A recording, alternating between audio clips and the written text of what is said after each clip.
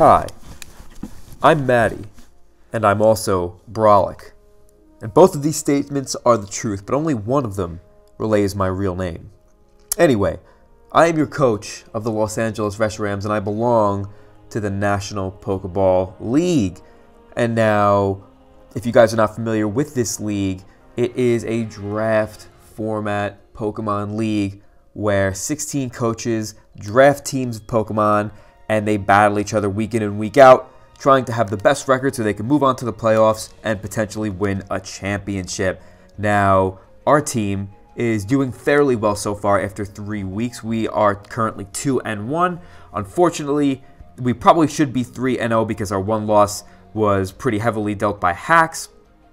But we are 2-1, and we bounced back from the hacks loss pretty well because last week we were able to manage a 6-0 victory over the Newcastle Umbreon. So, who are we playing this week, you may ask?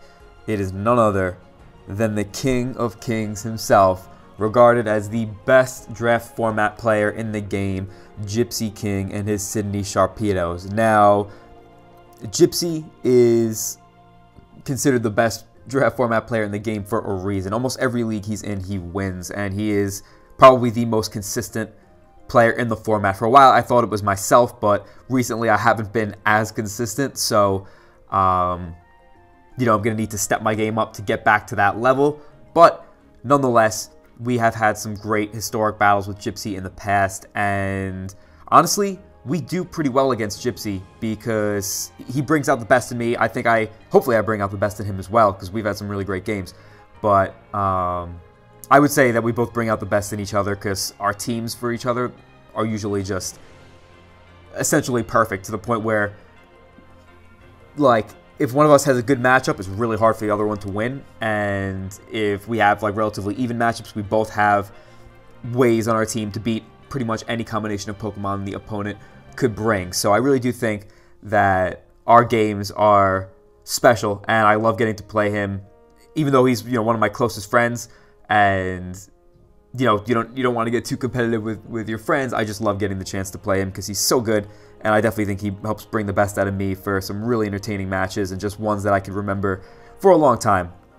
And hopefully this one will be no different, as we're actually right next to each other here in the draft. We both had the first and second pick, and we both drafted the Broken Steels. He's got Aegis Slash, which this is the first time I've seen it used in the format in Gen 7. I think the GBA used it at some point in Gen 6. I didn't really follow back then, but this is the first time seeing it used in Gen 7. It's used by Gypsy, who's a guy who's so good with bulky Pokemon, especially bulky Steel types, because he's had Celesteela a lot in the past, and he's made it look pretty much broken. So, him having Aegis Slash, I think, is very, very scary. And so far, my opinion on this Pokemon is that it is slightly broken, but it's being used by Gypsy, so it's a little different than if it was just allowed in other leagues where maybe the competition wasn't as strong or people didn't draft around it as well. He's drafted a team that's so ridiculously fat but still possesses enough offensive presence to really allow it to shine in both of its roles, because it could be a fantastic offensive Pokemon. It's one of the best setup sweepers in the game with Swords Dance, and what's it called? Its defensive sets are essentially good in every matchup because its typing is godly, its bulk is godly, King Shield is a very, very good move, and its move pool is pretty strong. So Aegis Slash is pretty ridiculous. I wouldn't say, like, so far I wouldn't say, oh, this thing is just so busted. I wouldn't say that just yet, but I do think that so far it has looked like it is a little too much for the draft format, especially in the hands of someone like Gypsy. But at least we do have our own Broken Steel in Celesteela, which I do think is another Pokemon that could potentially be over the top. It is really, really good. But it's not my type of Pokemon, so that's the thing. I'm going to see if I could actually use it to the point where I could bring out its full potential. But anyway, I don't want to ramble too much. We both have really good drafts, in my opinion. I definitely think my draft is up there with one of the better ones. The only thing is, I had mentioned last week, I think it's a little awkward for my style. It definitely doesn't fit my style as much, but that doesn't take away from the fact that I have great Pokemon on my team. But I think Gypsy's team is insane, like, especially for his style, because I would classify him as mainly a semi-stall player. I know he'd probably consider himself more balanced and bulky offense, but I would say more semi-stall because he always drafts some really powerful offensive threats, and he does use some really bulky Pokemon well offensively and whatnot. And he has the ability to play hyper offense. He's just a fantastic player overall. But there are so many games where his bulk allows him to bounce back from different types of hacks, or maybe his opponent's catching him off guard with some predictions here and there. He always has enough of a defensive backbone to sustain long games, many turns, and come out with the win. So I would classify him more as a semi-stall player because he's always got these really fat Pokemon on his team that are difficult to break and also just tough to prepare for when you also have to worry about his offense. So this season, I think he's drafted potentially the most stally team I've seen him draft, as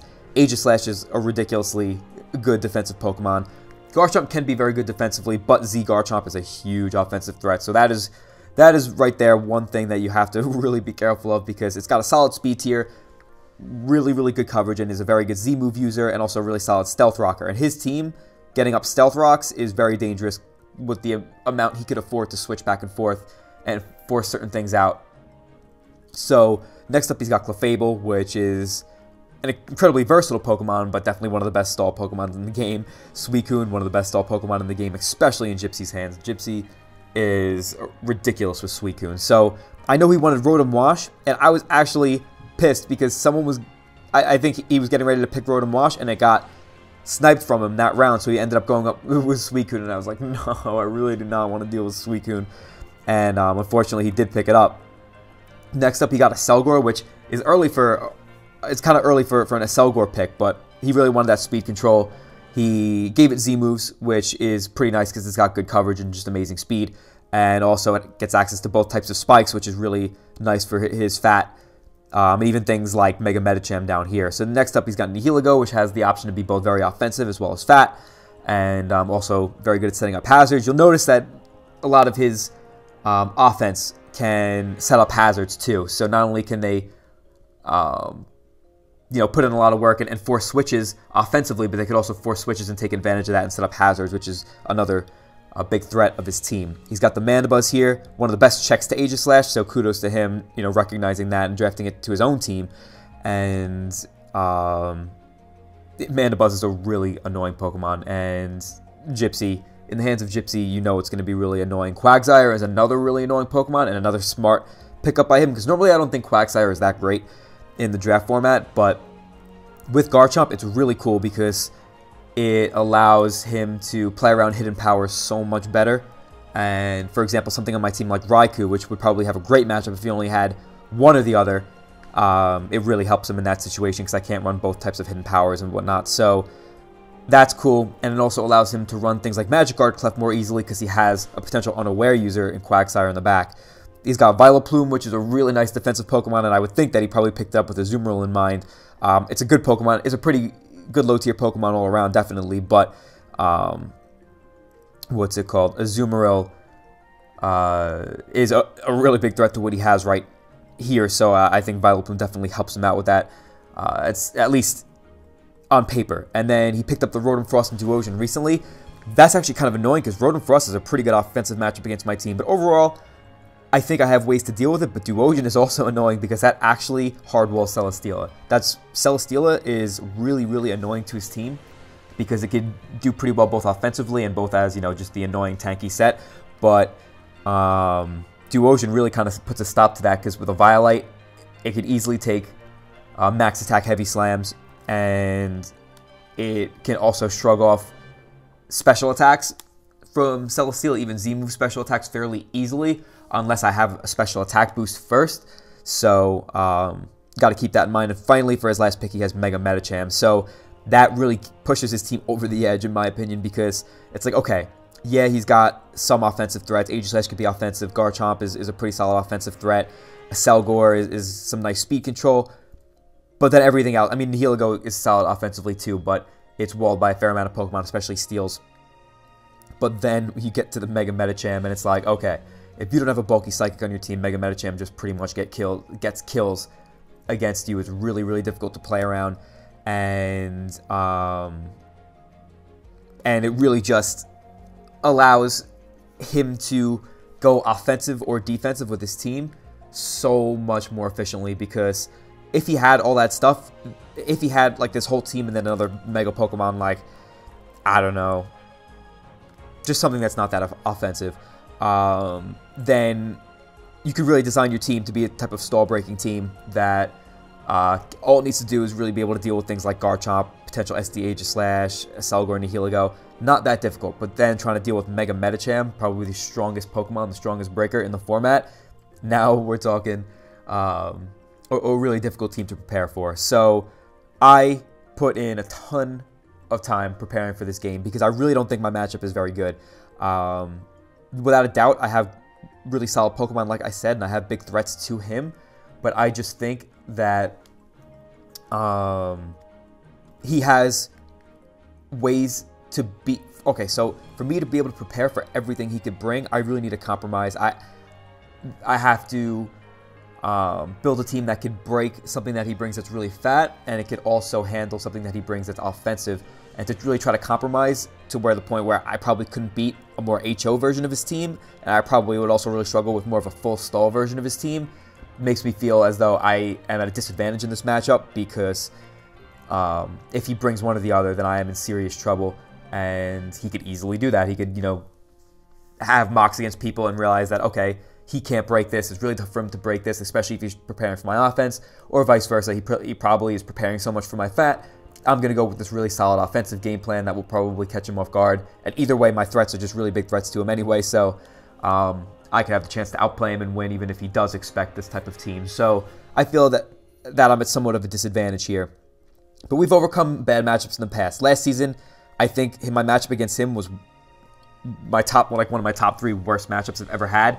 And we did come out with the win in that game. I know we got lucky with a last turn crit, but it actually, if I had another move on my Whimsicott at the time, I actually would have won the game clean. So that would have been pretty much the biggest win of my career in the sense of overcoming such a ridiculously bad matchup against essentially the best player in the format. So that was an awesome game despite the Haxie ending. But this one, I don't think my matchup is as bad, but I still think I'm at a disadvantage. And I'm really going to have to work my butt off to have a chance to win this game. So we'll get right into the team builder portion. Hopefully I won't ramble on forever because I know I rambled a lot now. So, alright, here we are for the team builder. And first up we have my Meruem, my Nidoking. And this is going to be my lead. I'm not Focus Sashed, but I'm going to lead with this because if he brings Medicham, I think there's a good chance he leads with it. And if I lead with Nidoking, there's a good chance that if he has Fake Out, he's going to go for it because hazards are annoying for his team, pretty much regardless of whatever he brings. And I am someone who's known to bring hazard leads, so there's a good chance he might want to Fake Out because even if I'm Scarfed, I probably can't 1-hit KO him anyway, and he'll get some chip damage on me with a Fake Out. And if I try to stay in and set up my hazards, he really doesn't lose much by going for Fake Out. Even if I go into something like Musharna with Rocky Helmet, he doesn't lose too much. His best play would be Fake Out. So if he leads with something like Clefable or Garchomp, trying to get hazards up, and there's a good chance that I'm sashed, there's a good chance I'll be able to stay in and either attack or get at my Toxic Spikes, which could be really annoying for his team. And he just does not have pretty much any switch-ins to this set. Modest Life Orb. His only real potential switch-in is something like a fully specially defensive Mana Buzz, which does not switch in with Stealth Rocks. So there's that. And this speed is just to creep something that would try to creep an Adamant Celesteela or something like that. And the rest is in bulk, which could allow me to live something like a Suicune Scald and an Aegislash's Shadow Sneak after Stealth Rocks, unless the Suicune Scald burns me. Then I won't be able to live those 2 hits, but not that important, but it could come in handy because there have been a couple times where I've just been a little too low, where Aegislash has picked me off, where I've had to kind of sack my Nidoking to damage on Suicune. But, yeah, I think that leading with this puts me in a solid spot because if he leads with Garchomp, it really is kind of risky for him to stay in when I could have the Ice Beam and a Focus Sash, and because there's almost no way he's bringing Yachi Berry. Z Garchomp is so good against me that I think there's virtually very little chance that he brings Yachi Berry. So overall, if I lead with this Pokemon and he tries to lead with a potential hazard setter like Clef or Garchomp, I think I'm in a pretty good spot. Even if I want to pivot out from the Garchomp, I think there's a good chance he'll double out. He'll still switch out with the Garchomp, so I could switch into something else accordingly to what I think he might go into. So I think leading with this is my best plan. Then next up we have Bring Selly up. I have a pretty complicated EV spread here, but basically it's a physically defensive set with Heavy Slam and Air Slash. Air Slash is for Violet Plume mainly because that is actually a pretty big threat to my team. And it could Wall Celesteela if I bring Flamethrower or Fire Blast for Aegis Slash, or Earthquake. So Air Slash is nice for that. It also hits Mega Medicham really hard, so if Gypsy wants to stay in thinking that he can tank a Heavy Slam or he just wants to get damage on my Celesteela, but I have a chance to remove the Medicham, then Air Slash is quite nice for that. Leech Seed is great against this whole team because the only thing that can take it, or the only things that can avoid taking Leech Seed are Magic Guard Clefable, which he may not even bring because Unaware could also be quite nice here, and Violet Plume. So, you know, which is kind of 1v1s, and Clefable this also kind of beats. So, yeah, essentially physically defensive also helps me out with Garchomp and Aegis Slash, but unfortunately, Z Garchomp is really, really threatening to this set, despite me having this much physical defense, so I have to be careful.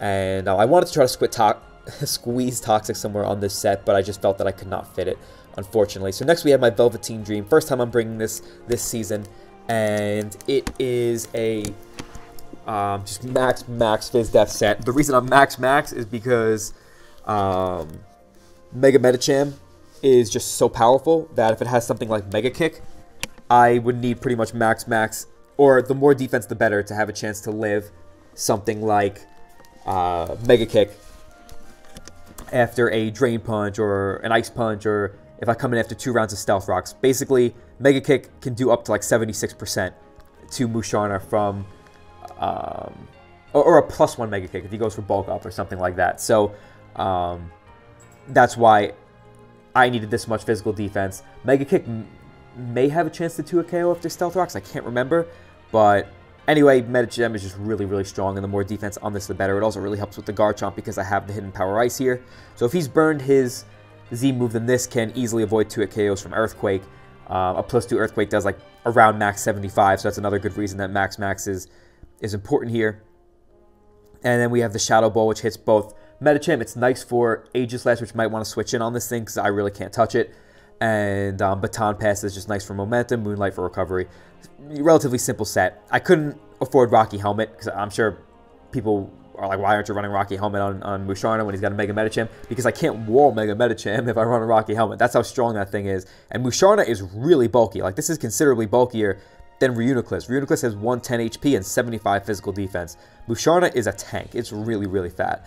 So next up, we have one of my win cons. Really, really excited to bring this thing. We have a Choice Specs Lapras. Now, this set is actually really threatening to his team because if he brings offensive Aegis Slash, which, depending on the team he brings, SD Aegis Slash is amazing against me. So there's a good chance that he brings that. But if he brings a fat Aegis Slash, which I think there's a good chance he might bring, hey, sorry, my dog ran right into my face. What's it called? There's a good chance he brings a fat Aegis Slash, but if he brings offensive Aegis Slash, then this is even more of a threat because his water types, like Suicune and Quagsire, just get blown away by Freeze Dry, Ice Beam, Katua KO things like physically defensive Clefable, like max HP physically defensive Clefable, max special defense Mana Buzz, and it actually chips away at Aegis Slash. Even if it is a bulky one, it does do a little bit of chip damage, which is kind of nice. So, like, Freeze Dry basically heals it, whereas Ice Beam will do a little bit of chip, so it doesn't really allow Aegis Slash to come in too easily for the most part. Ice Shard is nice because Hidden Power Ice from something like Musharna will put it in range of Ice Shard from Lapras. If Garchomp gets out of hand, it'll also put it in range of probably a Raikou Shadow Ball. So Ice Shard was just the last move. I was really kind of deciding between things like, what else did I want on this? Was it Surf? Lapras doesn't learn Scald, which is kind of annoying. Scald would be nice if Aegis Slash wanted to pivot into Lapras, if he was a bulky one, knowing that I'd go for an Ice move. But unfortunately, it doesn't even learn Scald. But yeah, we have a good amount of speed on this set to be able to creep things most likely like Mana Buzz and potentially even Suicune. But either way, this is still a really big threat to Suicune because even a sub Protect Suicune can't 1v1 this. It can get damage on it and switch out, which would be annoying, but at least it can't 1v1 this, and it forces the Suicune out, which gives my team a little more room to play around it. So this is definitely a really scary threat to his team, even if he's not really prepared. Well, I mean, even if he is prepared for it. But I'm hoping that he won't prepare for it that much because, you know, it's a Lapras. But it did a lot of work in the mocks, and I'm really hoping that it could do some work in the game. Next up, we have Jesse Pinkman, Sebi Scumbags, the Raikou. We have a modest Choice Specs Raikou here. And we have both Thunderbolt and Volt Switch, and then we have Shadow Ball, Hidden Power Ice. Hidden Power Ice, obviously, for the Garchomp. Shadow Ball is nice for essentially everything else. With Rocks Up, this thing is a menace against him. If he brings both Garchomp and Quagsire, it could still put in work. If I can do something like get Toxic Spikes up with Nidoking and get Rocks Up with Tyranitar, because then Quagsire can't avoid 2 KOs from Shadow Ball, and Tyranitar and Mandibuzz has to be careful, because if I go for something like Hidden Power Ice after Stealth Rocks, it's going to 2 KO it, and obviously an Electric move will knock it out. So he has to predict a lot around this, and if he only brings 1 ground, then this thing is even more of a menace. So I had to be a little risky here and bring Modest, because it really was kind of important for 2 KOs and whatnot, especially with the Quagsire, and he didn't really have that good of a reason to creep this with Garchomp.